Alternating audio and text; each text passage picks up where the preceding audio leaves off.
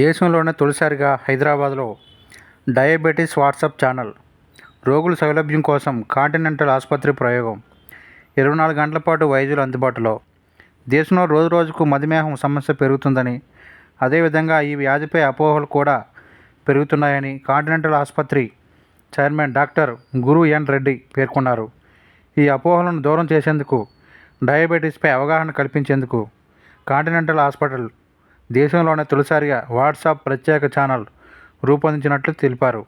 గురువారం ప్రపంచ diabetes day సందర్భంగా ఈ ఛానల్ను ప్రారంభించారు.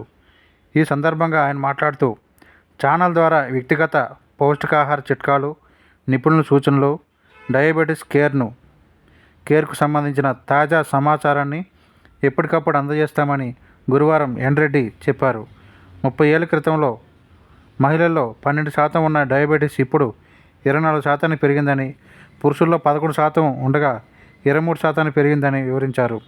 చాలామందికి కనీసం డయాబెటీస్ వచ్చినట్లు సైలెంట్ డయాబెటీస్ తెలియట్లేదని వెల్లడించారు. దీన్ని సరిగ్గా అంచనా వేయకపోతే శరీరంలోని అన్ని అవయవాలపై ప్రభావం చూపుతుందన్నారు. అయితే ఆరోగ్యకరమైన జీవన విధానంతో దీన్ని అధిగమించవచ్చని, ఎలాంటి ఇబ్బందులు లేకుండా ప్రశాంతంగా జీవించవచ్చని గురు ఎన్ రెడ్డి చెప్పారు.